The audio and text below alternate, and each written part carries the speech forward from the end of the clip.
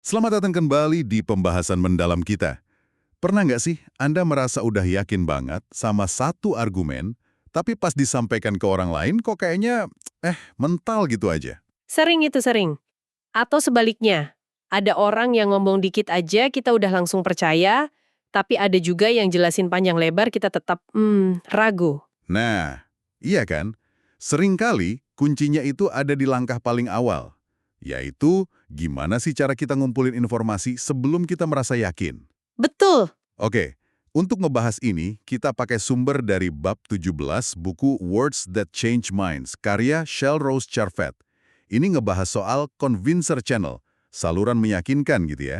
Tepat sekali. Misi kita kali ini, kita mau bedah langkah pertama ini nih. Informasi care apa sih yang orang butuhin, biar paling nggak pintunya kebuka dulu buat mempertimbangkan omongan kita. Oke, kita bedah bareng ya. Sip. Jadi, pemahaman soal saluran meyakinkan ini penting banget.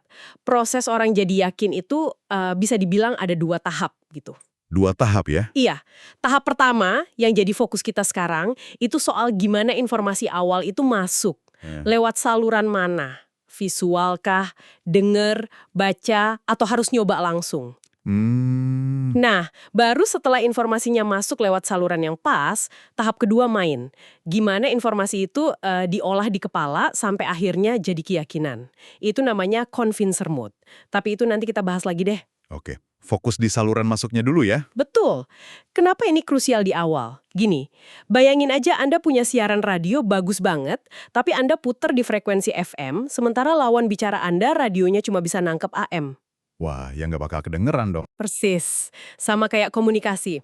Kalau Anda kasih informasi dalam format yang salah, misalnya, kasih laporan tebel ke orang yang sebenarnya perlu lihat demonya langsung, ya udah, Anda bisa kehilangan dia bahkan sebelum argumen Anda mulai. Iya juga ya. Jadi, ngenalin dan pakai saluran yang tepat itu kayak kunci pembuka gerbang lah. Hemat energi dan komunikasi jadi jauh lebih efektif. Analogi radionya ngena banget itu. Oke, jadi buku ini bilang ada 4 saluran utama ya buat orang nyetel informasi awal ini. Yang pertama, saluran melihat atau see. Iya, visual. Ini orang-orang yang butuh bukti kelihatan mata gitu ya. Harus lihat produknya, lihat grafiknya, lihat contoh hasil kerja, atau ngamatin langsung prosesnya. Pokoknya lihat baru percaya di awal. Bener. Terus yang kedua, saluran mendengar atau hear. Kalau ini berarti lebih ke suara ya. Betul. Mereka lebih kena sama apa yang didengar, entah itu presentasi lisan yang meyakinkan, diskusi, dengerin penjelasan, testimoni orang lain, bahkan nada suara bisa ngaruh buat mereka. Perlu dengar alasannya. Oke. Yang ketiga, saluran membaca atau read. Nah, ini jelas ya, perlu baca. Iya, perlu informasi tertulis. Laporan detail, brosur, artikel, spek teknis, email rapi. Mereka nyaman gali info lewat teks dulu. Dan terakhir, yang keempat, saluran melakukan atau do. Ini tipe yang harus turun tangan langsung ya. Persis. Para praktisi harus nyoba sendiri, ngerasain langsung, interaksi, terlibat dalam prosesnya baru mulai yakin. Kayak test drive, workshop, atau kesempatan ngoprek sesuatu gitu. Penting nih, jadi ini bukan soal gaya belajar umum kan ya, tapi spesifik buat konteks mulai yakin soal sesuatu. Entah nilai kerja orang, beli barang, milih strategi, gitu ya. Tepat sekali. Konteksnya spesifik ke proses meyakinkan diri. Oke, menarik.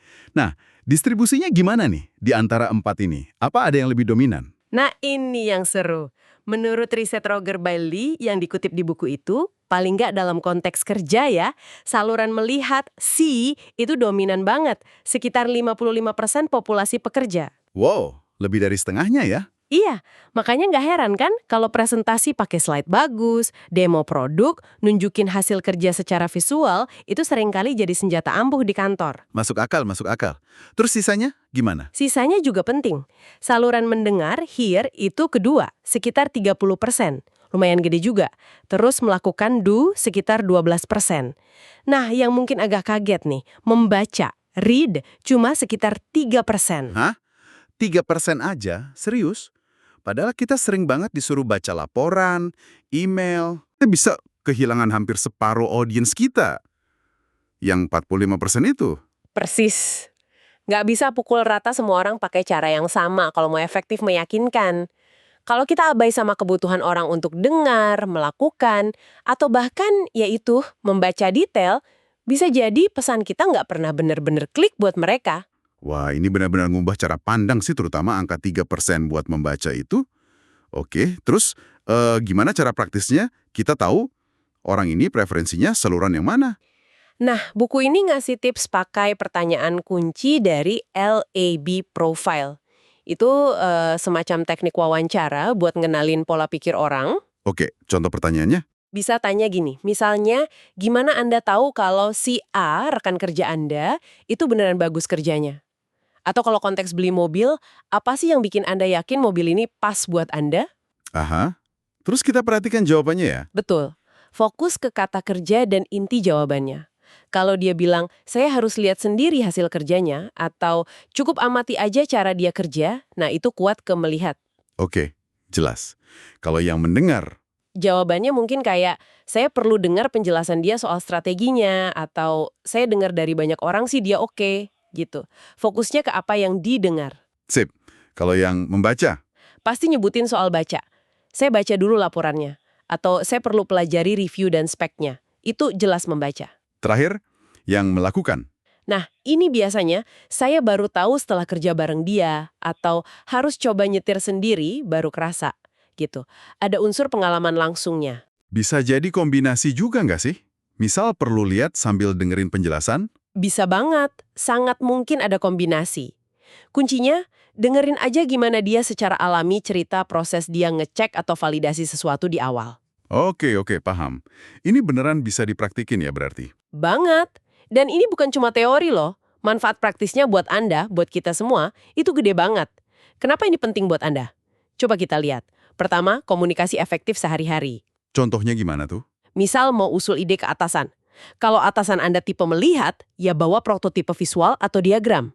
Itu jauh lebih nampol daripada cuma ngomong panjang lebar. Tapi kalau atasannya tipe mendengar, Nah, kalau gitu siapkan presentasi lisan yang rapi, mungkin pakai cerita sukses yang mirip. Kuncinya di penjelasan verbalnya. Jadi, menyesuaikan saluran ini bikin ide Anda lebih gampang diterima. Kayak ngasih kunci yang pas aja ke pintu pikiran mereka. oke, itu buat komunikasi umum. Kalau buat jualan atau marketing? Wah, relevan banget.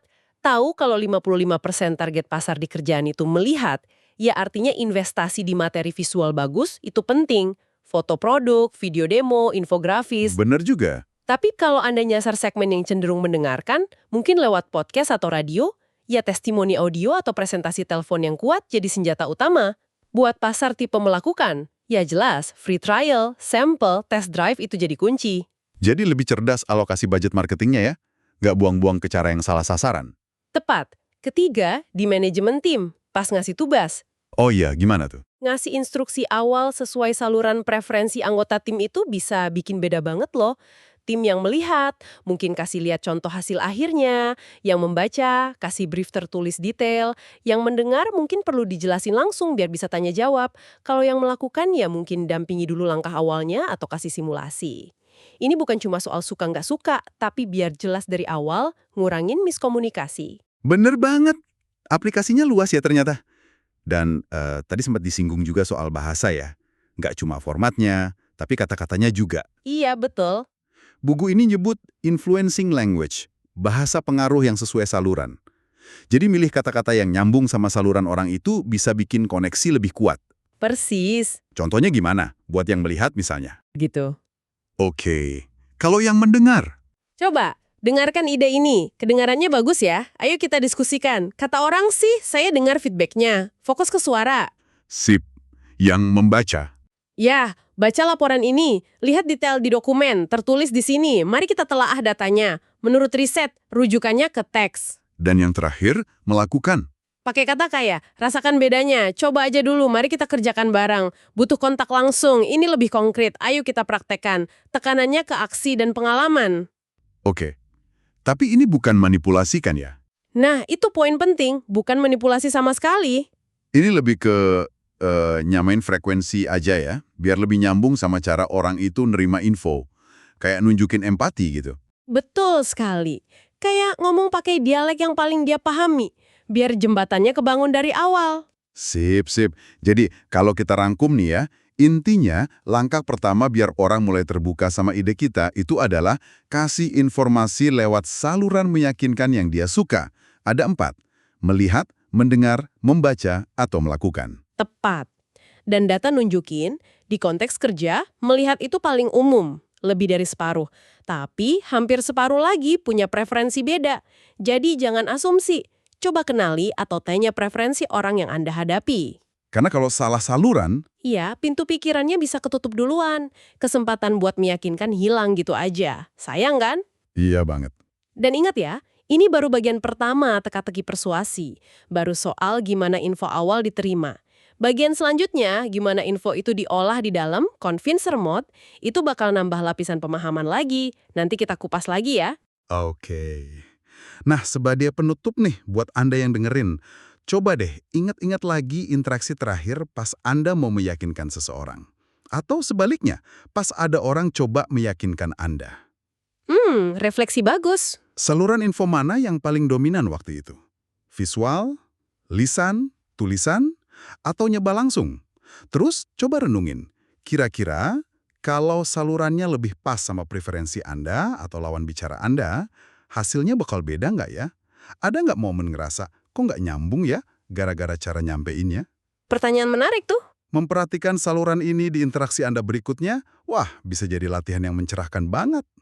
Oke deh, terima kasih banyak sudah menyimak pembahasan mendalam kita kali ini. Semoga ada manfaatnya ya, dan sampai jumpa di penelusuran kita selanjutnya.